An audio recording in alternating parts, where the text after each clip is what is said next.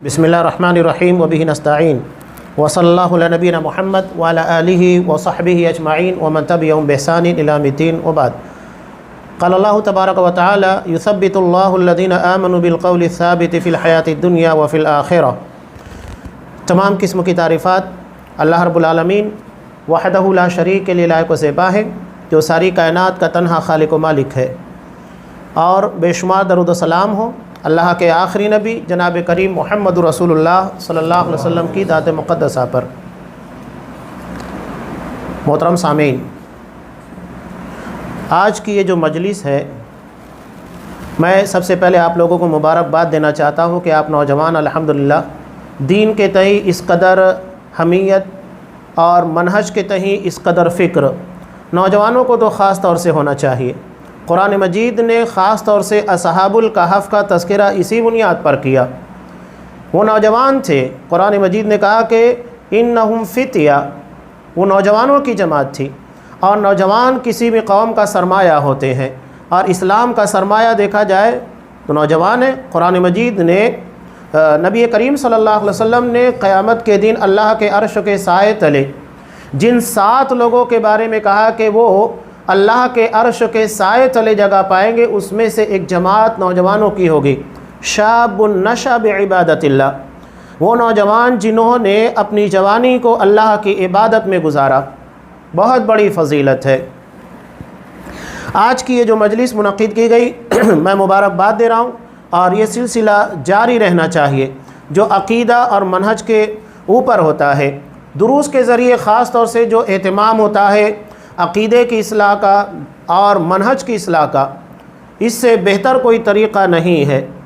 मैं अक्सर हवाला देते रहता हूँ सऊदी अरब का, कुवैत का, क़तर का। यहाँ पर आप देखेंगे अरब ममालिक में ख़ुसूसी तौर के पर दुरूस का एहतमाम होता है। कोई एक किताब होती है, सिलसिलावार उसे पढ़ाया जाता है, और पढ़ाने के बाद बाकायदा आखिर में सर्टिफ़िकेट दिया जाता है कि इस बंदे ने इस दर्स के अंदर हाज़िरी दी, और उसके बाद उसे शहादतुल हुज़ूर दिया जाता है। और ये सिलसिला अल्हम्दुलिल्लाह मालेगांव के अंदर हम लोग जारी किए हुए हैं। मेरे उस्ताद मोहतरम शेख अबू रिज़वान मोहम्मदी हफ़ीज़ुल्लाह, अल्लाह ने जिन्हें अक़ीदे के पर ख़ुसूसी दरका और मलका अता किया है, सिलसिला जारी है, और ऑनलाइन भी लोग उससे बहुत बड़ी तादाद के अंदर इस्तेफ़ादा कर रहे हैं। तो आज के इस दर्स में जो मौजू हम लोगों ने लिया है वो इंतहाई अहम मौजू हमेशा रहा है, और ख़ास तौर से फ़ितनों जो कि शुबहात और शहवात के फ़ितने हैं। इन फ़ितनों के दौर में इस्तिक़ामत दीन बहुत अहमियत रखता है। आज सोशल मीडिया का दौर है, हर कोई सोशल मीडिया से जुड़ा हुआ है। अभी करीब में जो एक बड़ा फ़ितना उठा है इंजीनियर मोहम्मद अली मिर्ज़ा का, अगर ये दुरूस का एहतमाम, अक़ीदे की पुख्तगी और मनहज की सलाबत नहीं होगी तो लोग आसानी के साथ उसका शिकार हो जाएंगे। वो हदीस को ऐसे माना और मफ़ाहीम के साथ पेश करेगा कि इंसान समझ ही नहीं पाएगा। और आज देखिए कि एक बड़ी तादाद उसके साथ लग गई है, जिसमें ख़ास तौर से नौजवान हैं। मुझे हैरत होती है उसके पर। वो कहता है कि हम लोग डायरेक्ट किताबों से इल्म हासिल करें। तो ठीक है, डायरेक्ट किताबों से इल्म हासिल करना है तो तुझे आकर लोगों के दरमियान दर्स देने की ज़रूरत क्या है? तो ख़ुद एक हलका बनाकर बैठा हुआ है, दर्स दे रहा है, अपनी वीडियोस नशर कर रहा है। तज़ाद बयानी तो आपको बेशुमार मिलेगी। एक बड़ा फ़ितना आज के टाइम में, और ये असहाब किराम के ताल्लुक़ से बुग़्ज़ और नफ़रत पैदा कर रहा है। राफ़ज़ियत को मुसलमानों के दरमियान परवान चढ़ाने में एक बड़ा हथियार बना हुआ है। यानी राफ़ज़ी और शिया वो काम नहीं कर सकते जो ये कर रहा है। इसी से जुड़ा हुआ इख़वानियत है, मौदूदियत है, डॉक्टर इसरार अहमद साहब है। ये सारे के सारे ऐसे अंदाज में नौजवानों को वरगलाते हैं कि अल्लाह रहम करे। इनकी क्लिप्सों को मुनज़्ज़म तरीके से आम किया जाता है हुक्मरानों के ख़िलाफ़, ख़ास तौर से अरब लोगों के ख़िलाफ़, जबकि हदीस के माना और मफ़ाहिम कुछ और होते हैं, ये बयान कुछ और करते हैं। जज्बाती भड़कीला अंदाज़। मैं नौजवानों को ख़ास तौर से कहता हूँ, अगर हमारे दरमियान चाहे वो तकरीर करने वाला हो या हमारे नौजवानों के दरमियान कोई ऐसा बंदा आता है, मैं एक हकीकी वाक़े के तनाजुर में कह रहा हूँ, जो हमें दीन के नाम के पर भड़काए, हमारी इस्लाह नहीं करके बल्कि भड़काए मुसलमानों के हालात को बताकर कि हमें हथियार उठाना चाहिए, ہمیں لڑنا چاہیے، ہمیں جہاد کرنا چاہیے، تو سمجھ لینا چاہیے کہ وہ ہمارے درمیان فتنہ پھیلانے کے لیے آیا ہے۔ ممبئی کا ایک حقیقی واقعہ، سالوں تک ایک بندہ لگا رہا، اور آخر کار جب اس نے اپنا کام کر لیا، برین واشنگ کر لی اور اپنے مسلمان ساتھی کو ورگلا دیا اور پھر اس کے بہکاوے میں آیا تو اسی کو پکڑوا دیا۔ یہ حکومت کی طرف سے باقاعدہ ایسے ایجنٹ تیار کیے جاتے اور انہیں ہمارے درمیان بھیجا جاتا ہے تاکہ ہمارے درمیان، ہمارے ذہن و دماغ کے اندر اس طرح کے فتنوں کے بیج بوئیں اور اس کے بعد ہمیں گمراہ کریں۔ یہ سیمی جو ہمارے درمیان تھی، یہ بھی وہی گمراہ لوگوں کی جماعت تھی۔ نبی کریم صلی اللہ علیہ وسلم نے خارجیوں کی ایک علامت کیا بتائی ہے؟ حدثاء الاسنان، سفہاء الاحلام۔ انہیں عام زبان کے اندر اگر سمجھا جائے یا عام ترجمہ کیا جائے تو سرفرے اور لونڈے، ایک دم آسان ترجمہ ہے۔ شیخ عبد المعید مدنی حفظہ اللہ اسی انداز میں ترجمہ کرتے ہیں، سفہاء الاحلام، سرفرے یعنی جن کے ذہن و دماغ کے اندر شعور نہیں ہوتا ہے، اور حدثاء الاسنان یعنی لونڈے، یعنی بالکل نئی عمروں کے جن کے اندر پختگی نہیں ہوتی ہے۔ تو استقامت دین یہ بہت اہم موضوع ہے۔ شبہات کے فتنوں کے دور میں ہمیں اس بارے میں بہت زیادہ جانکاری رکھنا ہے۔ یہاں ایک مختصر سی تالیف ہے جسے سعودی عرب کے ایک عالم دین شیخ ابراہیم بن عبداللہ مزروعی، جو استاد ہیں عقیدے کے، انہوں نے استقامت دین کے پر ایک تالیف لکھی ہے انتہائی اختصار کے ساتھ، جس کا ترجمہ ہمارے اپنے استاد محترم شیخ اجمل منظور مدنی حفظہ اللہ نے کیا ہے۔ اور آج الحمدللہ سوشل میڈیا کے پر اور اس طرح کے دعوتی میدان میں اخوانیوں کے خلاف بہت جم کر یہ لگے ہوئے ہیں۔ یہ مرد مجاہد ہیں آج کے دور میں، اللہ تبارک و تعالیٰ ان کی حفاظت فرمائے۔ یہاں انتہائی اختصار کے ساتھ میں انہی باتوں کو آپ کے سامنے پیش کروں گا۔ یہاں اولاً سب سے پہلے مؤلف نے بہت ساری نعمتوں کا تذکرہ کیا۔ اللہ نے ہمیں صحت کی نعمت عطا کی، جوانی کی نعمت عطا کی، مال کی نعمت عطا کی، حسن اور خوبصورتی کی نعمت عطا کی۔ ان ساری نعمتوں میں اللہ خود کہتا ہے کہ وَإِن تَعُدُّوا نِعْمَتَ اللَّهِ لَا تُحْصُوهَا، اگر ہم اللہ کی نعمتوں کو شمار کرنا چاہے گن نہیں سکتے، ان گنت ہے۔ اور اس میں سب سے بڑی نعمت اللہ نے جو ہم کو عطا کی ہے وہ ہے دین کے پر جمے رہنا۔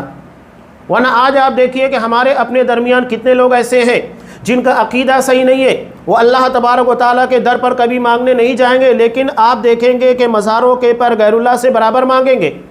آج جن کے نزدیک نماز کی کوئی اہمیت نہیں ہے، لیکن مزاروں کے پر چادر چڑھانا، تیجا کرنا، فاتحہ کرنا، قندوری کرنا، یہ آپ کو باقاعدگی کے ساتھ ملے گا۔ اس میں کسی بھی قسم کی مداہنت آپ کو نظر نہیں آئے گی۔ یہ عقیدے کی خرابیاں، بدعات ہے، خرافات ہے۔ رمضان المبارک کا مہینہ ہے، اللہ تبارک و تعالیٰ نے اسے لیلۃ القدر کے ذریعے فضیلت عطا کی، اتنی عظیم رات کہ جس کے بارے میں قرآن نے کہا کہ لیلۃ القدر خیر من الف شہر، 1000 مہینے کی عبادت سے بہتر ہے یہ رات۔ لیکن اس کے مقابلے میں ایک اور رات گڑ لی گئی ہے، شب برات ہے، تاکہ شب قدر کی اہمیت کو کم کر دیا جائے۔ آج نتیجہ کیا ہے؟ آپ صلی اللہ علیہ وسلم نے کہا کہ 5 ٹاک راتوں میں اسے تلاش کرو، یہ 5 میں سے ایک بنا لیے، اور اس میں بھی آپ دیکھیں گے عبادت کرتے نہیں ہیں۔ یہ محرومی ہے بہت بڑی۔ تو یہ بہت بڑی نعمت ہے جو اللہ تبارک و تعالیٰ نے ہمیں دین اسلام کے پر ثابت قدمی کی شکل میں عطا فرمائی ہے۔ اب یہاں پر یہ بیان کرتے ہیں کہ اسلام کے تعلق سے جو استقامت ہے، اس کے تعلق سے 2 اہم باتیں ہیں بیان کر رہے ہیں۔ پہلا حصہ انہوں نے رکھا ہے اسلام پر ثابت قدمی کے میادین، یعنی میدان، کہاں کہاں ہمیں ثابت قدم رہنا ہے، اور دوسرا حصہ ہے اسلام پر ثابت قدمی کے وسائل، یعنی کن چیزوں کے ذریعے سے ہم ثابت قدم رہ سکتے ہیں۔ 2 چیزیں، یعنی کہاں ثابت قدم رہنا ہے اور کس چیز کے ذریعے رہنا ہے، یہ 2 باتیں اہمیت کی حامل ہے۔ چنانچہ یہ اسلام پر ثابت قدمی کے میدان میں سب سے پہلا میدان بتاتے ہیں کہ جہاد فی سبیل اللہ میں ثابت قدم رہنا۔ جہاد کے نام کے پر آج اس کو اتنا بدنام کیا گیا کہ اللہ رحم کرے۔ آج دنیا نے کتنا شر و فساد برپا کر دیا۔ لوگ کہہ رہے ہیں کہ ہم اصلاح کرنا چاہتے ہیں، کروڑوں انسانوں کو مار دیا گیا، لیکن دنیا میں امن قائم نہیں ہو سکا۔ آپ صلی اللہ علیہ وسلم نے جہاد جیسا مقدس فریضہ اختیار کیا چند ہزار لوگوں کی گردنوں کو مارنے کے بعد پورے عرب کے اندر آپ صلی اللہ علیہ وسلم نے امن قائم کر دیا. یہی جہاد ہے. اصل جہاد وہ ہے. آج جسے بدنام کیا گیا ہے وہ جہاد نہیں ہے، یہ دہشت گردی ہے.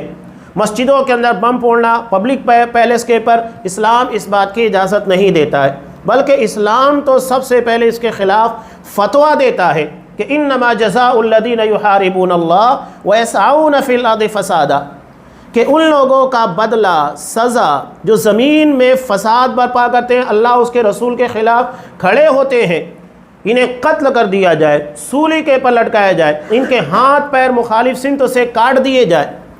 تو یہ جہاد کو بدنام کرنے کی کوشش کی گئی، ورنہ جہاد ایک مقدس فریضہ ہے جس کے ذریعے برائیوں کا خاتمہ ہوتا ہے، لوگوں کو امن نصیب ہوتا ہے.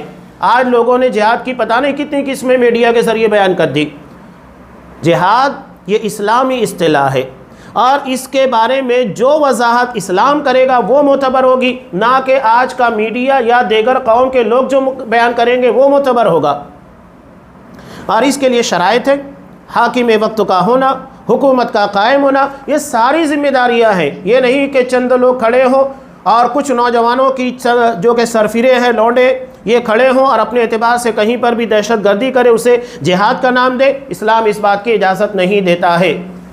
تو یہاں سب سے پہلے جہاد بھی سبیل اللہ کے میدان کے تعلق سے بیان کیا گیا، جیسا کہ اللہ تبارک و تعالیٰ کا ارشاد ہے، یا ایھا الذین آمنوا اذا لقیتم فیہ، اے ایمان والو جب تمہارا سامنا ہو دشمنوں کی جماعت سے، فثبتوا، ثابت قدم رہو، واذکروا اللہ کثیرا لعلکم تفلحون، اور اللہ کا ذکر کثرت کے ساتھ کرو. یہاں لوگوں کو حیرت ہوتی ہے کہ دشمنوں کے مقابلے میں اللہ کا ذکر کرنے کا حکم کیوں دیا گیا ہے. علامہ ابن تیمیہ رحمۃ اللہ علیہ کہتے ہیں اس ضمن میں بہت اہم بات. وہ کہتے ہیں جب ان سے سوال کیا گیا کہ کون شخص بہتر ہے، وہ جو اللہ کی راہ میں جہاد کرتا ہے یا وہ شخص جو کثرت کے ساتھ اللہ تبارک و تعالیٰ کا ذکر کرتا ہے، تو انہوں نے کہا وہ شخص جو اللہ کے میدان میں اترتا ہے، دشمنوں سے مقابلہ کرتا ہے، کثرت کے ساتھ اللہ کا ذکر کرتا ہے، وہ بہتر ہے. جو صرف لڑتا ہے وہ بہتر نہیں ہے، بلکہ قرآن نے کہا کہ اللہ کا ذکر کثرت کے ساتھ کرو جب تمہارا دشمنوں کے ساتھ مقابلہ ہو. کیوں؟ ایسے میں انسان بہک سکتا ہے. حضرت علی رضی اللہ تعالیٰ عنہ کا مشہور واقعہ آپ کو پتہ ہے کہ جب یہ دشمن کے پر قابو پا چکے اور قریب تھا کہ اسے مار دیتے، اس نے حضرت علی رضی اللہ تعالیٰ عنہ کے چہرے کے پر تھوک دیا. حضرت علی رضی اللہ تعالیٰ عنہ نے اس کو چھوڑ دیا. وہ حیران ہو گیا. حالانکہ عموماً یہ بات ہوتی ہے کہ کوئی اگر ہمیں تھپڑ مار دے، تھوک دے، تو ہم تو طیش میں آ کر اور اسے ماریں گے، لیکن حضرت علی نے چھوڑ دیا. وہ حیران ہو گیا. تب اس نے سوال کیا کہ کیا بات ہے، پہلے تو آپ میری جان کے دشمن تھے اور اس وقت تو میں نے تمہارے ساتھ ایسی حرکت کی کہ تمہیں اور مجھے مارنا چاہیے تھا. کہا کہ نہیں، پہلے میں تجھے اللہ کے لیے مار رہا تھا، لیکن اب جب تو نے میرے چہرے کے پر تھوک دیا تو میں اپنا ذات کا انتقام لیتا جو مجھے پسند نہیں تھا. میں تجھے اپنے آپ کے لیے نہیں اللہ کی خاطر مان رہا تھا، اور یہی اس کے اسلام کا ذریعہ بنا. تو ہمیں یہاں دھیان دینا چاہیے کہ للہیت ہے یا تو اپنا ذاتی کوئی معاملہ ہے. دعوت کے میدان میں بھی خصوصی توجہ ہونا چاہیے. کبھی کبھی ہم کسی کو اس بنیاد کے پر غلط ثابت کرنے کی کوشش کرتے ہیں کہ ہمارا اس کے ساتھ کوئی معاملہ بنا ہوا ہے، تاکہ اس بنیاد کے پر اس کو غلط ثابت کرے. یہ نہیں کہ وہ منکر کر رہا ہے اس بنیاد کے پر اس کو غلط ثابت کرنا ہے، بلکہ اس کا ہمارے ساتھ کوئی معاملہ ہے. تو یہ اخلاص ہونا چاہیے. تو اللہ کا ذکر ہمیں بھٹکنے سے بچاتا ہے، وسوسوں سے بچاتا ہے. دوسرا یہاں پر یہ بیان کرتے ہیں دعوت دین کے میدان میں ثابت قدم رہنا، اور یہ سب سے بڑا جہاد ہے، اس لیے کہ آسان کام نہیں ہے. دعوت کے میدان میں ثابت قدم رہنا آسان کام نہیں ہوتا ہے. کیسے کیسے تانے جھیلنے پڑتے ہیں، کیسی باتیں سننا پڑتی ہے، اس کے علاوہ کتنا ہوم ورک کرنا پڑتا ہے. آپ اگر 10 لوگوں کے پاس جائیں گے 10 طریقے کے مزاج کے ہوں گے. ایسا نہیں ہے کہ آپ ایک ہی طریقے سے 10 کے 10 کو سمجھا دیں. آپ کو 10 کو 10 طریقے سے سمجھانا ہوگا، اس کے مزاج، اس کی کیفیت کو دیکھتے ہوئے. اور داعی جو ہوتا ہے بہت ذہین ہونا چاہیے تاکہ انسان کے مزاج کے اعتبار سے اسے سمجھا سکے. قرآن مجید آپ پڑھتے ہیں، قرآن مجید کے اندر آپ دیکھیں گے ڈاکٹری لائن کے اعتبار سے بھی مثالیں ہیں. قرآن مجید نے جنین کے تعلق سے کہا کہ کس طرح وہ 4 مہینہ 40 دن نطفے کی شکل میں ہوتا ہے، اس کے بعد خون جو جمع ہوا ہوتا ہے، اس کے بعد لوتھڑے کی شکل اختیار کرتا ہے۔ یہ مثالیں قرآن مجید نے ان لوگوں کے لیے دی جو ڈاکٹری لائن کے ہوتے ہیں، جو فلکیات کے یعنی آسمان، ستارے، چاند، ان چیزوں کے بارے میں سوچتے ہیں۔ قرآن نے ان لوگوں کے سامنے ستاروں کی مثال رکھی۔ جو لوگ کھیتی باڑی سے جڑے ہوئے ہیں، قرآن نے ان لوگوں کے لیے کھیتی باڑی کی مثال دی۔ جو جس لائن کا ہے، قرآن انہی لوگوں کے لیے ان کی مثالیں رکھتا ہے تاکہ ہر کوئی قرآن مجید کے ذریعے فائدہ اٹھا سکے۔ تو یہ دعوت کا میدان، اس میں ثابت قدم رہنا بہت اہم ہے۔ حضرت نوح علیہ السلام اس کی سب سے شاندار مثال ہے۔ 950 سال تک انہوں نے محنت کی۔ یہاں تو اگر ہم کسی کے پر 1 دن 2 دن ہفتہ مہینہ محنت کرتے تھک جاتے ہیں، ارے سدھرے گا نہیں، چھوڑ دو۔ حضرت نوح علیہ السلام 950 سال محنت کی، چھوڑنا نہیں ہے۔ دعوت کے میدان میں ہم جتنا محنت کر، سلف کا طریقہ یہ تھا کہ کبھی کبھی سالوں لگے رہتے تھے ایک آدمی کے پیچھے، سالوں اس کے پیچھے لگے رہتے تھے، اسے سمجھاتے تھے، کنوینس کرتے تھے، اور جو اس کے ذہن و دماغ کے اندر اعتراضات تھے اسے کلیئر کرنے کی کوشش کرتے تھے۔ یہ ہمارے اسلاف کا طریقہ تھا۔ تو ہمیں اس بارے میں مداہنت نہیں کرنا ہے، چاہے سالوں لگ جائے، محنت کرتے رہو، اللہ اجروں کو ضائع نہیں کرے گا۔ دعوت کے میدان میں ثابت قدمی، اس تعلق سے یہاں پر شیخ ابراہیم بن عبداللہ مزروعی بیان کرتے ہیں کہ دعوت دین کے میدان میں کام کرنے والے کے لیے ضروری ہے کہ وہ دوسروں سے ممتاز ہو، اسے اپنی شخصیت ایسی بنانی چاہیے، ممتاز ہو، الگ لگے، منکرات سے دور رہے، اس لیے کہ جو غلط کام وہ خود کرے گا دوسروں کو کیسے روکے گا۔ قرآن مجید نے اسی لیے کہا وَمَنْ أَحْسَنُ قَوْلًا مِّمَّنْ دَعَا إِلَى اللَّهِ وَعَمِلَ صَالِحًا، کہ اس سے بہتر کون ہو سکتا ہے جو اللہ کی طرف دعوت دے اور نیک عمل کرے۔ اس لیے کہ عمل صحیح ہوگا، وہ خود دعوت دیتا ہے، اور اس کے لیے سب سے بہترین مثال آپ صلی اللہ علیہ وسلم کی ہے کہ آپ کتنے بہترین نموناتے پہلے اپنی شخصیت کو پیش کیا کوہ صفا کے پر کہ کیا تم نے مجھے کبھی جھوٹ بولتے ہوئے پایا؟ نہیں، اس کے بعد آپ نے اپنی بات پیش کی۔ اس لیے کہ داعی اگر جھوٹ بولے گا، اس کے اخلاق اچھے نہیں ہوں گے، اس کے کردار، اس کے معاملات اچھے نہیں ہوں گے، تو کیسے دعوت کا کام کرے گا؟ لوگ کہیں گے کہ جو باتیں خود لوگوں کو منع کر رہا ہے وہی کام کرتا ہے۔ تو منکرات سے اسے دور رہنا چاہیے، کسی کی مداہنت اور چاپلوسی نہ کرے۔ مداہنت کا مطلب ہوتا ہے سستی، لاپرواہی، یعنی اسے لگتا ہے کہ نہیں اس آدمی کو نہیں بولنا چاہیے، غلط کر رہا ہے کرنے دو، کوئی بڑا آدمی ہے یا سربراوردہ ہے یا اپنا دوست ہے، نظر انداز کر دو، چھوڑ دو، نہیں، مداہنت نہیں، اور چاپلوسی بھی نہیں ہونا چاہیے۔ معاملے کو رفع دفع کرنے کی کوشش نہیں، واضح انداز کے پر دین کو پہنچانے کا جذبہ ہونا چاہیے، اور دین کے تعلق سے اپنا موقف کبھی بھی نرم نہ رکھے۔ اللہ تبارک و تعالیٰ کا ارشاد ہے وَاللَّهُ يُرِيدُ أَن يَتُوبَ عَلَيْكُمْ وَيُرِيدُ الَّذِينَ يَتَّبِعُونَ الشَّهَوَاتِ أَن تَمِيلُوا مَيْلًا عَظِيمًا، یہ سورہ بنی اسرائیل کی آیت ہے۔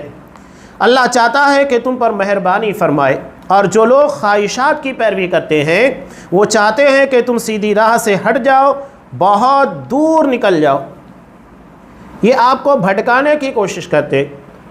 جیسا کہ آپ دیکھیے کہ مشرکین مکہ بھی آپ صلی اللہ علیہ وسلم سے کیا کہتے تھے، جس ضمن میں آیت نازل بھی۔ مشرکین مکہ کہتے تھے کہ آپ قرآن مجید میں ہمارے معبودوں کو مت برا بلا کہیے، اگر آپ کو سردار بننا ہے وہ بنانے کے لیے تیار، مال چاہیے وہ دینے کے لیے تیار، کسی عورت سے نکاح کرنا چاہتے اس کے لیے تیار، سب کے لیے تیار تھے۔ آپ کو مائل کرنا چاہتے تھے کہ دعوت بند کر دو، یہ ہوتا ہے میلان۔ قرآن اسی کو کہہ رہا ہے کہ جمع رہنا ہے، اپنے آپ کو ثابت قدم رکھنا ہے۔ شیخ علامہ ابن جوزی رحمہ اللہ نے اپنی کتاب تلبیس ابلیس، بہت اہم کتاب ہے اور ہر کسی کو اس کتاب کا مطالعہ کرنا چاہیے کہ شیطان ہمیں کیسے بھٹکاتا ہے۔ اس کی چالیں بڑی خطرناک ہوتی ہیں۔ وہ پہلا اسٹیپ تو یہ اختیار کرتا ہے کہ آپ کو نیکی نہ کرنے دے۔ اگر آپ نیکی کرنے لگ جائیں تو آپ کے اندر ریاکاری کا جذبہ پیدا کر دیتا ہے تاکہ آپ جو نیکی کر رہے ہیں وہ اللہ کے قبول نہ ہو، اور اگر آپ نے اس سے بھی اپنے آپ کو بچا لیا اس طرح کے وسوسے سے، تو آپ کو کوئی دوسرا ایسا کام کروائے گا جس سے آپ کی یہ نیکیاں ضائع اور برباد ہو جائے، یعنی اتنا سارا کمایا ہوا سرمایہ ضائع ہو جائے، کوئی کام کا نہ رہے، بڑے گناہ دوسرے کروائے گا، ایک نیکی کروائے گا اس سے کہیں زیادہ گناہ کروائے گا۔ تو ان چیزوں پر بہت توجہ دینے کی ضرورت ہے۔ تو اپنی کتاب تلبیس ابلیس کے اندر فقہا پر ابلیس کے تلبیس کے عنوان سے کہا، یعنی جو فقیہ دین کے سمجھدار لوگ ہیں، دین کو سمجھتے ہیں، اس عنوان سے کہا کہ جب یہ امراء و سلاطین کے ساتھ مل جائیں گے، امراء اور سلاطین یعنی جو وقت کے حاکم وقت ہیں، بادشاہ لوگ ہیں، ان کی چاپلوسی کرنے لگیں گے، قدرت کے باوجود ان پر نکیر نہیں کریں گے، بسا اوقات ان کے لیے ایسی رخصتیں نکالیں گے جو جائز بھی نہ ہوں گی، مقصد ان کا دنیا حاصل کرنا ہوگا۔ ایسی صورت میں 3 وجوہات سے فساد اور بگاڑ پیدا ہوگا۔ علامہ ابن جوزی رحمہ اللہ اپنی کتاب تلبیس ابلیس کے اندر فقہا پر ابلیس کی تبلیغ کے عنوان سے جو باتیں بیان کر رہے تھے، تو یہاں پہلی وجہ بیان کرتے ہیں کہ حاکم وہ کہے گا اگر میں صحیح راہ پر نہ ہوتا تو یہ فقیہ مجھ پر ضرور نکیر کرتا، کیونکہ وہ میرا مال کھا رہا ہے۔ ایک بڑی وجہ بنتی ہے کہ اگر امراء و سلاطین کے ساتھ علماء مل جائیں، فقہا اور دعات مل جائیں اور ان کی چاپلوسی کرنے لگے، تو اس کی پہلی وجہ یہ ہوگی کہ جو فساد برپا ہوگا، اس کی پہلی وجہ یہی ہوگی۔ دوسری وجہ کیا ہوگی؟ عام آدمی وہ کہے گا اس حاکم کا کوئی قصور نہیں ہے، اس کے پاس تو فلاں فقیہ بھی نہیں ٹک سکتا۔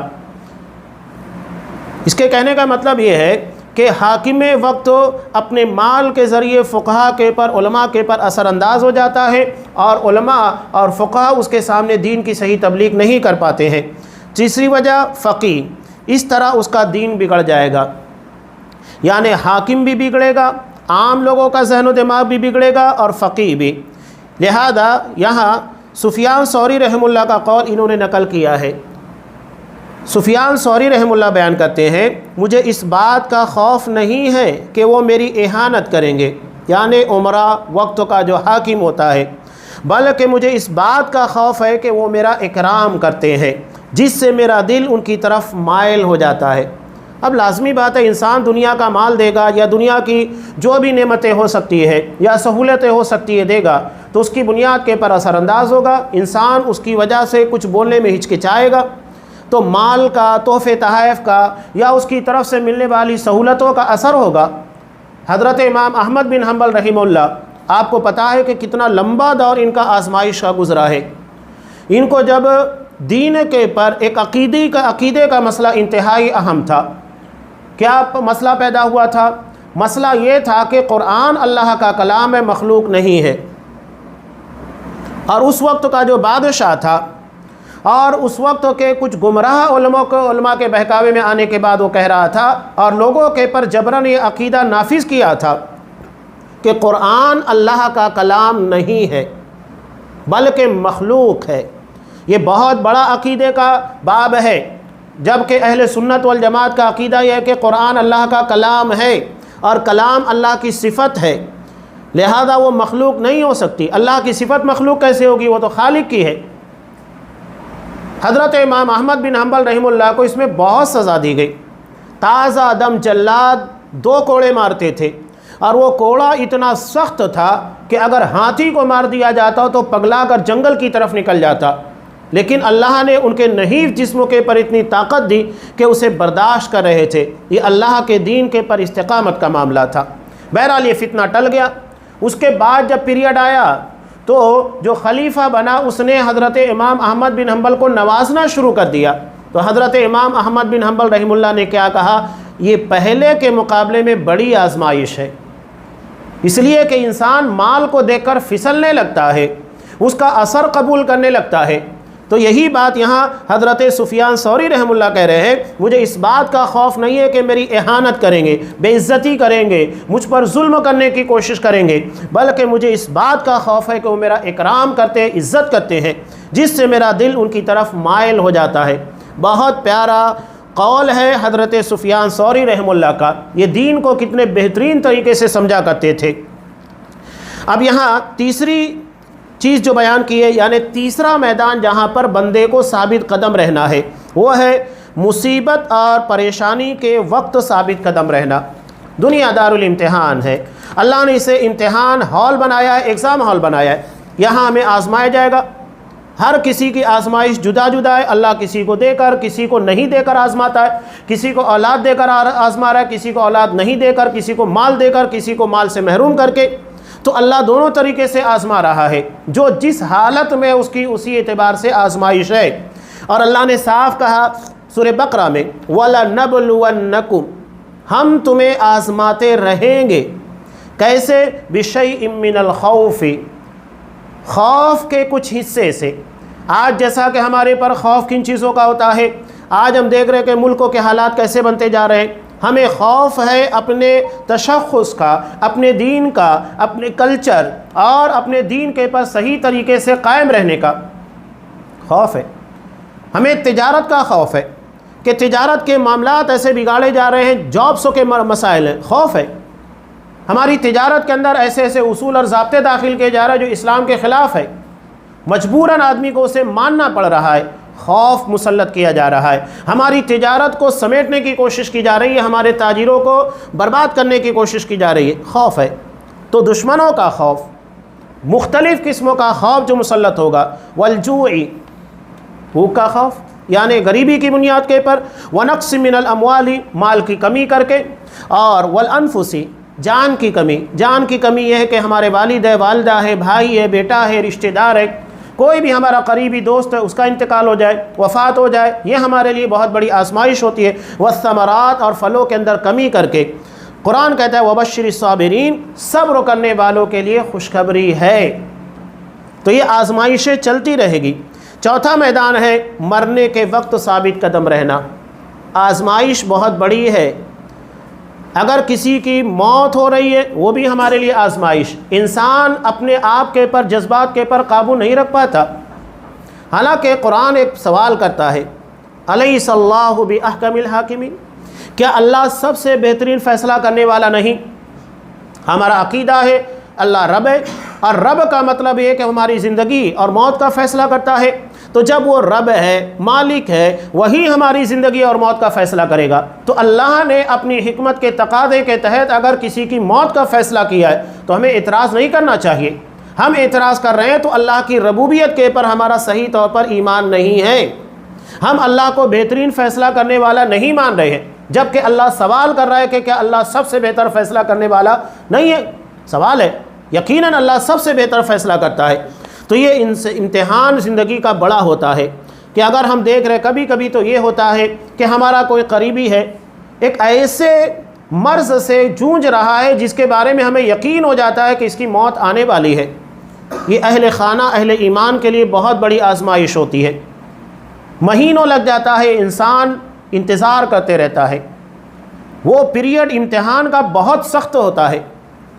تو یہ آزمائشیں ہیں۔ تو مرنے کے وقت ثابت قدم رہنا، اس لیے کہ خاتمے کا اعتبار ہوتا ہے۔ آپ صلی اللہ علیہ وسلم نے صاف کہا انما الاعمال بالخواتیم، کہ خاتمے کے اعتبار سے اعمال کا اعتبار ہوگا، کس چیز کے پر زندگی کا خاتمہ ہوا۔ ایک صحابی آپ صلی اللہ علیہ وسلم کے پاس آئے، جنگ جاری تھی، مسلمان ہو گئے تھے، لڑنے کے بعد شہید ہو گئے۔ آپ صلی اللہ علیہ وسلم نے کہا کہ دیکھو اس نے اللہ کے لیے ایک سجدہ بھی نہیں کیا لیکن جنت میں چلا گیا، خاتمے کا اعتبار۔ لیکن اس کے بالمقابل ایک شخص تھا جو مسلمانوں کے ساتھ تھا، اور اخیر وقتوں میں یہ ہوا کہ انجرڈ تھا، اور اسی حالت میں اس نے اپنا نیزہ زمین کے پر رکھا، زخم برداشت نہیں کر پایا تھا، اور اسی کے پر گر پڑا، یعنی خودکشی کر لی، سوسائڈ کر لیا، جہنمی ہو گیا۔ تو خاتمہ اصل ہوتا ہے، اور اسی کے پر انسان کو ثابت قدم رہنا ہے۔ تو چار میدان انہوں نے بیان کیے، چار جگہ کے پر خصوصی طور پر۔ سب سے پہلے اللہ تبارک و تعالیٰ کے دین کے لیے جب لڑنا پڑ جائے، جہاد کی جب ضرورت پیش آتی ہے، دوسرا دعوت کے میدان میں، اور تیسرا آزمائشوں کے وقت، اور چوتھا انسان مرنے کے وقت، چاہے اس کی اپنی موت ہو یا تو اپنے کسی قریبی کی موت ہو۔ یہ چار میدانوں میں ہمیں استقامت اختیار کرنا ہے، یہ استقامت کے چار میدان ہیں۔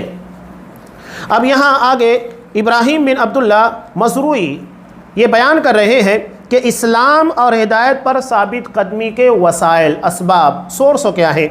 سب سے پہلا انہوں نے بیان کیا ہے قرآن کریم پر توجہ دینا اور اس کی آیات پر تدبر کرنا، غور و فکر کرنا۔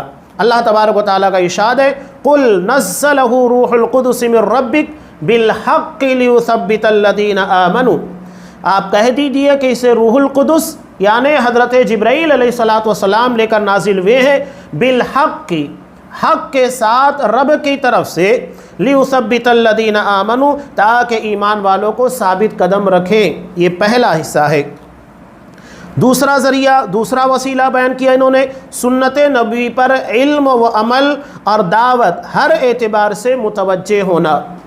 لہذا اس باب میں ہمیں سنت کے پر قائم رہنا ہے، اور اس کے لیے لازم ہے کہ سنت کا علم ہونا چاہیے، تبھی تو سنت پر قائم رہیں گے۔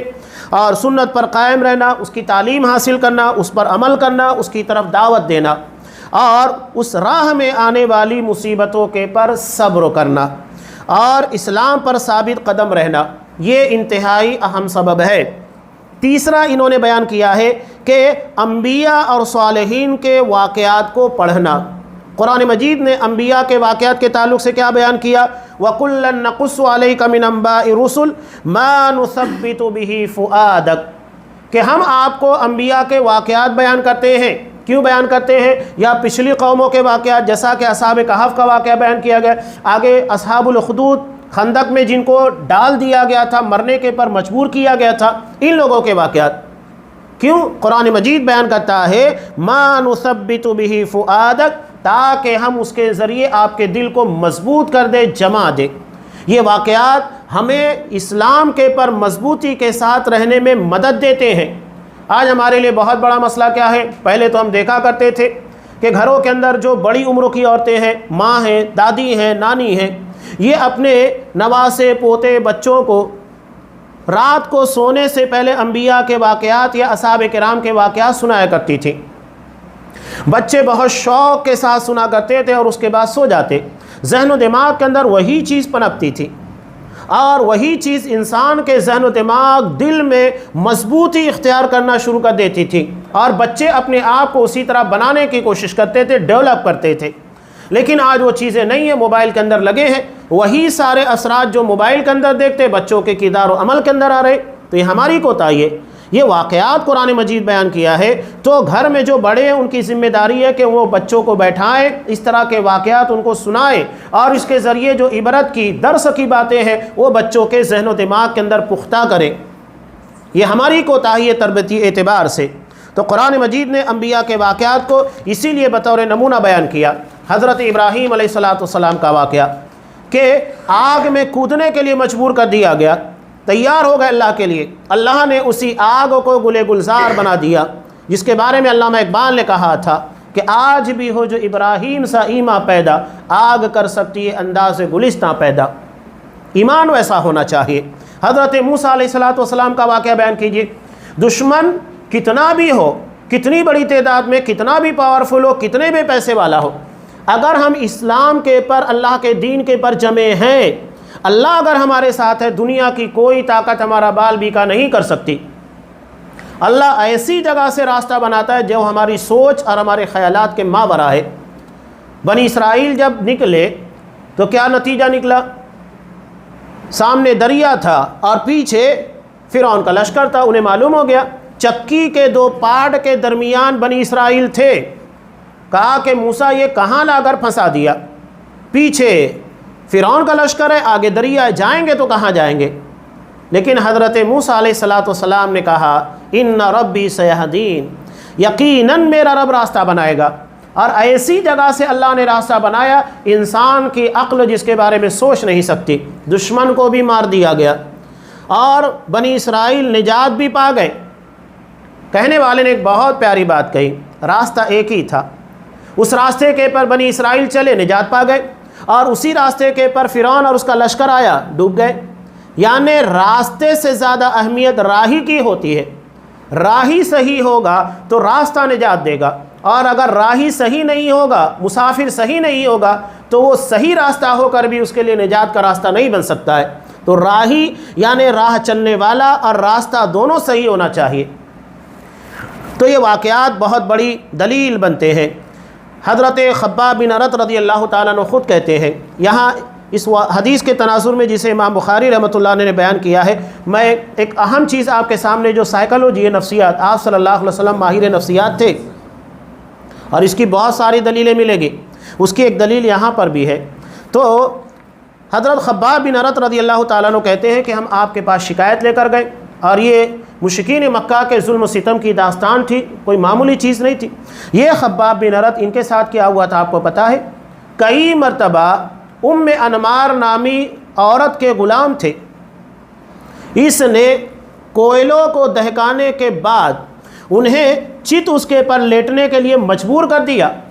سوچئے کہ اگر ہم ماچس جلاتے ہیں یا کبھی کبھی ہم پریس کرتے رہتے ہیں، اچانک ہمارا ہاتھ پریس کو ٹچ ہو جاتا ہے، جسم کانپ جاتا ہے، فوری طور کے پر انسان جھنجھنا جاتا ہے۔ یہاں حضرت خباب بن ارت کو ایک لمحے کے لیے نہیں آگ کے کوئلوں کے پر رکھا گیا۔ وہ کہتے ہیں کہ جب تک وہ کوئلے ٹھنڈے نہیں ہو جاتے تھے مجھے اس کے پر سختی کے ساتھ پکڑ کر رکھا جاتا تھا، کبھی کبھی سینے کے پر بڑا پتھر رکھ دیا جاتا۔ حضرت عمر بن خطاب رضی اللہ تعالیٰ عنہ کے دور خلافت میں جب یہ لوگوں کو اپنی پیٹھ دکھاتے تھے تو ایسا لگتا تھا کہ کوئی برس کا بیمار ہے، یعنی پوری پیٹھ سفید ہو چکی تھی، اور یہ ایک نہیں کئی مرتبہ ہوا۔ حضرت بلال رضی اللہ تعالیٰ عنہ کو مکہ کے تپتے ہوئے ریگستانوں کے پر گھسیٹا جاتا تھا۔ مکہ کی گرمی آپ کو پتہ ہے ٹیمپریچر کتنا زیادہ ہوتا ہے، 50 ڈگری کے اوپر چلا جاتا ہے۔ یہاں وہ ڈگری کی بات چھوڑ دیجئے، ابھی موسم جب کہ 25 یا 30 ڈگری کا ہے، کسی کو آپ اسی زمین کے پر گھسیٹ کر دیکھیے کیا ہوگا۔ وہ تو تپتے ہوئے ریگستانوں میں تھوڑی دور کے لیے بہت دور تک گھسیٹا جاتا تھا، یہ حالات تھے۔ تو آپ صلی اللہ علیہ وسلم کے پاس آ کر شکایت کی، جب کہ آپ صلی اللہ علیہ وسلم کعبۃ اللہ کے سائے میں بیٹھے ہوئے تھے، تکیے کا ٹیک لگائے ہوئے، تو کہنے لگے کہ اللہ کا رسول کیا آپ اللہ سے ہمارے لیے مدد کی دعا نہیں کریں گے؟ تب آپ صلی اللہ علیہ وسلم نے ان لوگوں کی شکایت کو سننے کے بعد کیا کہا کہ تم سے پہلے جو لوگ تھے ان کے لیے زمین میں گڑھا کھودا جاتا تھا اور پھر اس میں انہیں اس کو ڈال دیا جاتا تھا اور آرے سے انہیں چیر دیا جاتا۔ کتنی سخت سزا تھی۔ زمین میں گڑھا بنانے کے بعد اس میں اس کو کھڑا کیا جاتا، گاڑ دیا جاتا اور آروں سے چیر دیا جاتا تھا، اس کے سر کے پر رکھا جاتا اور اسے 2 حصوں میں چیر کر رکھ دیا جاتا تھا، لیکن یہ چیز بھی اسے دین سے روکتی نہیں تھی، اور کسی کو لوہے کی کنگھیوں سے اس کے جسم کے گوشت کو نکال لیا جاتا تھا۔ یہ ساری چیزیں انہیں دین سے باز ہونے کے پر مجبور نہیں کر سکی۔ اللہ کی قسم یہ دین مکمل ہو کر رہے گا، یہاں تک کہ صنعا سے، جو کہ ملک یمن کا ایک حصہ ہے، راجدھانی ہے، وہاں سے لے کر حضر موت تک ایک سوار نکلے گا، اسے اللہ تبارک و تعالیٰ کے علاوہ کسی کا خوف نہیں ہوگا، یہ عالم ہوگا، تم جلدی کر رہے ہو۔ آپ صلی اللہ علیہ وسلم نے سائیکالوجی کی بات دیکھی، اصحاب کرام نے اپنی جو شکایت کی تو آپ صلی اللہ علیہ وسلم نے ان کے سامنے اس سے بڑی تکلیف رکھ دی۔ تم اس تکلیف کی بات کر رہے ہو، اس سے کہیں زیادہ تم سے پہلے کے لوگوں نے تکالیف کو برداشت کیا۔ جب صحابہ نے سنا تو نفسیاتی طور کے پر ٹھنڈے پڑ گئے کہ جب ہم سے پہلے لوگوں نے ہم سے بڑی بڑی تکالیف کو جھیلا، جان لے لی گئی، لوہے کی کنگھیوں سے جسموں کے گوشت نکال لیے گئے، یعنی مار دیا گیا، ختم کیا گیا، ہمیں تو مارا نہیں جا رہا، زندہ تو ہیں کم سے کم۔ چنانچہ اس کے بعد انہوں نے آپ صلی اللہ علیہ وسلم سے کبھی شکایت نہیں کی۔ یہ آپ صلی اللہ علیہ وسلم کا طریقہ۔ اب یہاں آگے انہوں نے کھائی والوں کا واقعہ بیان کیا۔ امام مسلم رحمۃ اللہ علیہ نے پوری تفصیل کے ساتھ اس روایت کو بیان کیا ہے، میں انتہائی اختصار کے ساتھ بیان کروں گا۔ سورہ بروج ہم جب پڑھتے ہیں، اصحاب الاخدود، کھائی والے کھندق والوں کا واقعہ، انتہائی اختصار کے ساتھ، کہ آپ صلی اللہ علیہ وسلم نے بیان کیا کہ تم سے پہلے ایک بادشاہ تھا اور اسی کے پاس ایک جادوگر تھا جو بوڑھا ہو چکا تھا۔ اس نے اپنے لیے ایک بچے کو طلب کیا تاکہ اپنا علم اسے سکھا سکے۔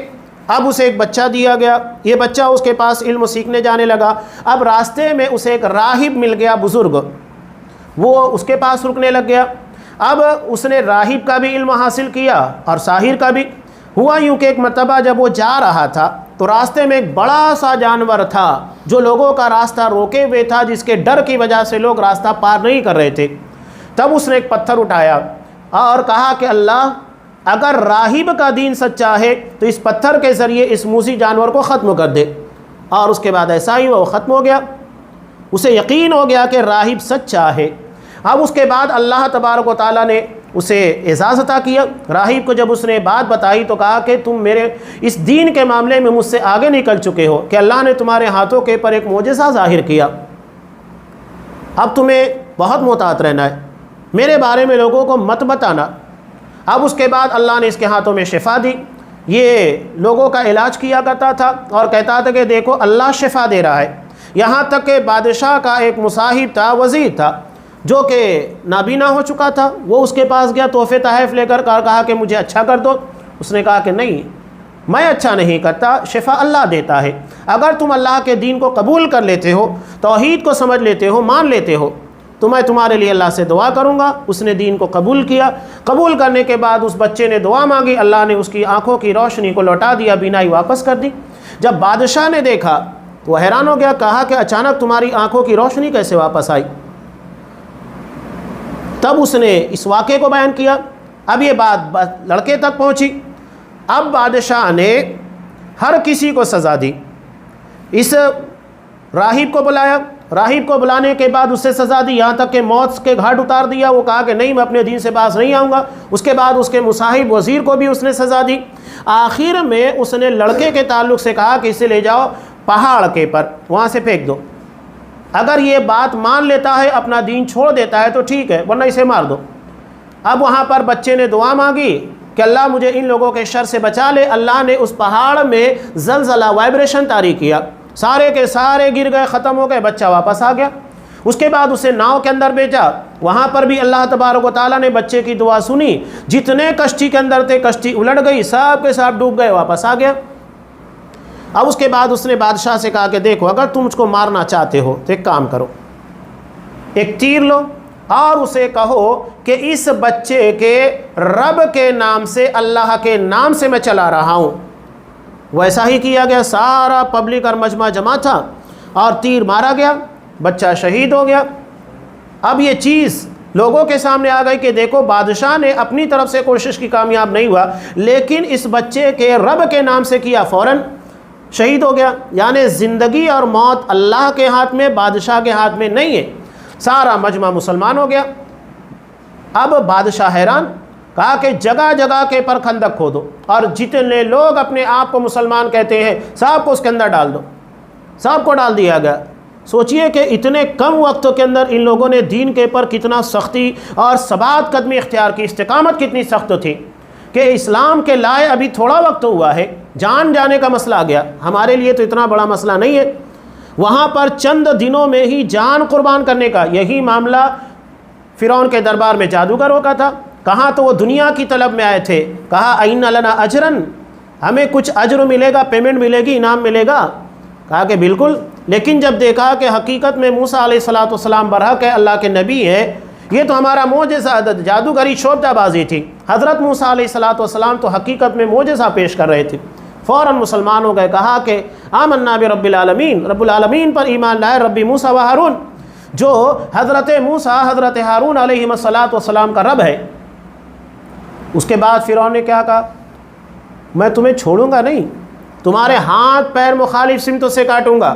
یعنی داہنا ہاتھ کاٹوں گا، بایاں پیر کاٹ دوں گا، یا تو تمہارا بایاں ہاتھ کاٹوں گا، داہنا پیر کاٹ دوں گا. اور ایسا نہیں ہے کہ اس کے بعد چھوڑ دوں گا، لَأُصَلِّبَنَّكُمْ أَجْمَعِينَ، سب کو پھانسی پر لٹکا دوں گا. جان ہتھیلی پر رکھنے کا معاملہ تھا. ایمان فوری طور کے پر اگر پختہ ہے اور اس میں اخلاص ہے تو ایسی استقامت ہوگی جو ہمیں ان واقعات کے اندر نظر آتی ہے. جان چلی جائے، ایمان نہیں جائے گا. یہی اصل پیغام ہے ان چیزوں کے ذریعے کہ ان زندگی کے اندر سب کچھ قربان کرنا پڑ جائے، ایمان کو کبھی داؤں کے پر لگنے نہیں دینا ہے. یہ اہم چیزیں ہیں.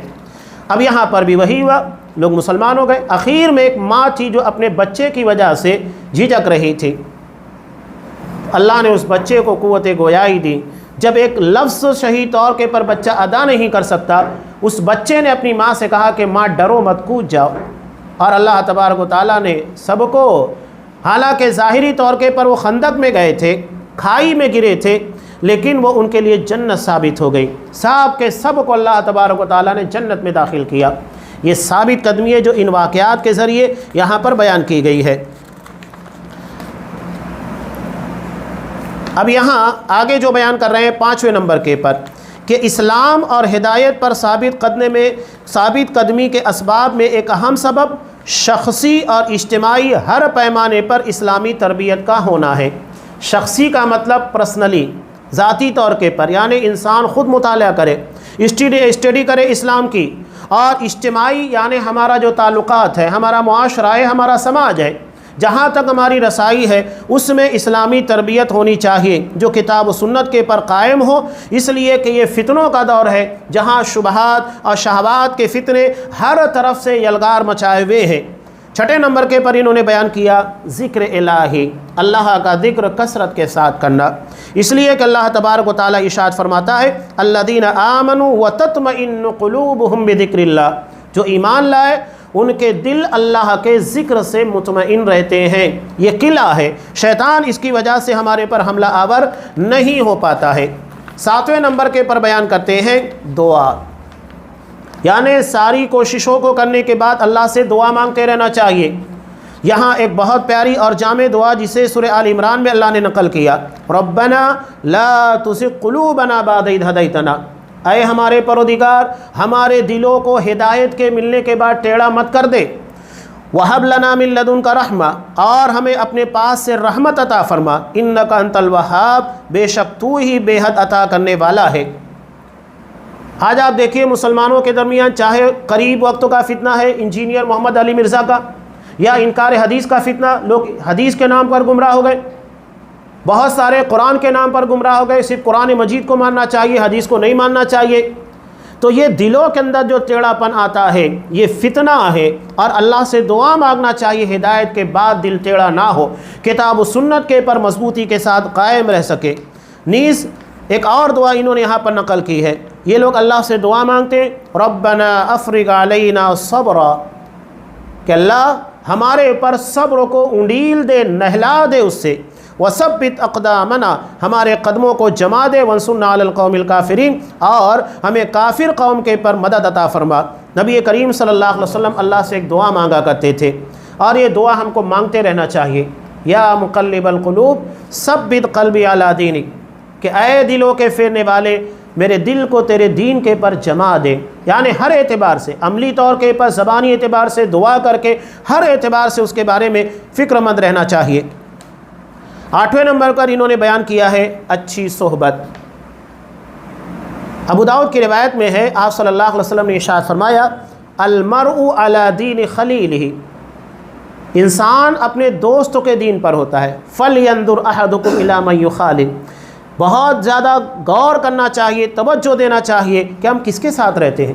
سنگت کا اثر پڑتا ہے، ہمارے یہاں کہا جاتا ہے نا جیسی سنگت ویسی رنگت، تو جیسے لوگوں کے ساتھ رہیں گے ویسے اثرات پڑیں گے۔ تو اپنا ماحول، اپنی صحبت اور اپنے ساتھ والوں کو آپ ایسے لوگوں کو تلاش کیجئے جو اہل ایمان ہو اور کتاب و سنت کے پر مضبوطی سے قائم ہو۔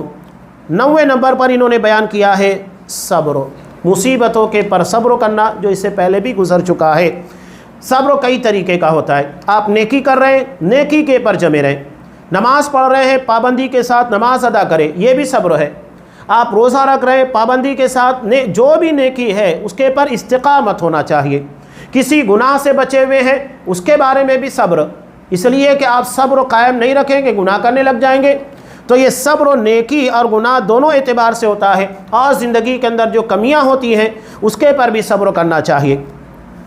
10ویں نمبر کے پر ہے اللہ کی مدد پر بھروسہ کرنا اور اس پر ایمان لانا کہ مستقبل اسلام ہی کے لیے ہے۔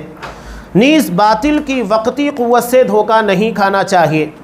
آج ہم دیکھ رہے ہیں کہ باطل کو حقیقی طور پر دنیاوی اعتبار سے ایسا لگتا ہے کہ مسلمانوں کے مقابلے میں بہت ترقی ہے، قوت ہے، شان و شوکت ہے، اختیارات ہیں، تو یہ دھوکے کا سامان ہے، یہ اللہ کی طرف سے امتحان ہے۔ قرآن مجید نے اس باب میں صاف کہا سورہ آل عمران میں، لا یغرنک تقلب الذین کفروا فی البلاد، کہ ان کفار کا شہروں میں چلنا پھرنا، آمد و رفت، ان کی تجارت، ان کے رہنے سہنے کا طریقہ، دنیاوی ترقی، یہ تمہیں دھوکے میں نہ ڈالے۔ متاع قلیل، یہ تو تھوڑا سا سامان ہے، ان لوگوں کے بس دنیا ہی ہے۔ 11ویں نمبر پر انہوں نے بیان کیا ہے فتنوں کے وقت ثابت قدم رہنا، جب آزمائشیں آتی ہے۔ اب یہ فتنہ کئی اعتبار سے ہو سکتا ہے، شبہات کے فتنے ہوتے ہیں، شہوات کے فتنے ہوتے ہیں، الگ الگ قسموں کے فتنے ہیں۔ تو ان میں سب سے عظیم فتنہ دجال کا فتنہ ہوگا۔ اب یہاں دجال کے تعلق سے جو بہت بڑا فتنہ ہوگا، اللہ اسے اتنا اختیار دے گا کہ ایک آدمی کو مارنے کے بعد دوبارہ زندہ کرے گا، وہ شعبدہ باز ہوگا، ایک آدمی کے مرے ہوئے ماں باپ سے باتیں کرائے گا، ان کو زندہ کر کے لائے گا، اس کے ہاتھ میں جنت و جہنم ہوگی، وہ سب سے بڑا دجال ہوگا، سب سے بڑا فریبی ہوگا۔ تو دجال کے فتنے سے خبردار کرنے کا مطلب یہ ہے کہ وہ تو سب سے بڑا فتنہ ہوگا۔ آج ہمارے درمیان چھوٹے موٹے فتنے تو پیدا ہوتے رہتے ہیں نا، جو مزاروں کے پر مختلف قسموں کے شعبدہ بازی کے ذریعے پیر ولی بزرگوں کے نام کی کرامتوں کے نام کے پر کیا کیا نہیں کرتے۔ پیچھے آپ کو پتا ہے کہ ممبئی کے اندر ماہم کی درگاہ جو کہ ساحل سمندر بالکل قریب ہے، وہاں افواہ اڑا دی گئی کہ وہاں کا جو پانی ہے وہ ہمارے لیے شفا ہے بہت ساری بیماریوں میں، وہاں کا گندا پانی لوگ لا کر پینا شروع کر دیے۔ اگر کوئی قبر ڈگمگانے لگتی ہے، ہلنے لگتی ہے، تو ہمارا ایمان بگڑنے لگتا ہے۔ قبرستان کے اندر جب جاتے ہیں، پیچھے اس طرح کے واقعات پیش آئے بیچاپور کرناٹک کے اندر کہ وہاں ایک قبر ہلنا شروع ہو گئی تو لوگ اس کو کرامت سمجھنے لگے۔ یہاں ضمناً میں ایک واقعہ بیان کروں کہ بظاہر جو ہمارے لیے کرامت ہوتی ہے، اگر ذہن میں اسلام کتاب و سنت کی صحیح تعلیم اس کا تصور ہے تو یہ ہمارے لیے معجزہ کرامت نہیں ہوگی بلکہ عذاب کا ذریعہ ہوگی۔ علامہ ابن تیمیہ رحمۃ اللہ علیہ، ان کے زمانے میں قبروں کے بارے میں مشہور تھا کہ اگر جانوروں کو قبضوں کی شکایت ہو جائے، یعنی اسے لیٹرین نہیں ہو رہی ہے، تو اس قبروں کے پر لے کر جاؤ تو جانور کو قبضوں کی شکایت ختم ہو جاتی۔ لوگ کہتے ہیں کہ معجزہ ہے۔ علامہ ابن تیمیہ رحمۃ اللہ علیہ نے کہا کہ معجزہ نہیں ہے، بلکہ جب قبر والے کو عذاب دیا جاتا ہے تو اس کی آواز اتنی بھیانک، اتنی شدید ہوتی ہے، خوفناک، کہ اسے انسان اور جنات کے علاوہ ہر کوئی سنتا ہے۔ اگر وہ آواز ہم سن لیں تو اپنے مردوں کو دفن کرنے کے لیے نہ جائے، انسان اتنا ڈر جائے گا۔ وہ جانور سنتا ہے، خوفناک آواز ہوتی ہے، اور خوفناک آواز سننے کے بعد وہ ڈر کے مارے بھاگتا ہے، اور اس کے پیٹ کے اندر جو قبض تھا وہ ڈھیلا پڑ جاتا ہے۔ آج آپ خود دیکھیے کہ اگر کسی کے پر اچانک کوئی بہت زیادہ ٹینشن آتا ہے تو فوری طور کے پر پیٹ کے پر ہی اثر پڑتا ہے۔ تو یہ نفسیاتی وجہ ہوتی ہے۔ یعنی بظاہر ایک چیز جو کرامت تھی، علامہ ابن تیمیہ رحمۃ اللہ علیہ نے کتاب و سنت کی روشنی میں اس کو عذاب تعبیر کر دیا۔ یہی تو کتاب و سنت کا صحیح شعور ہوتا ہے۔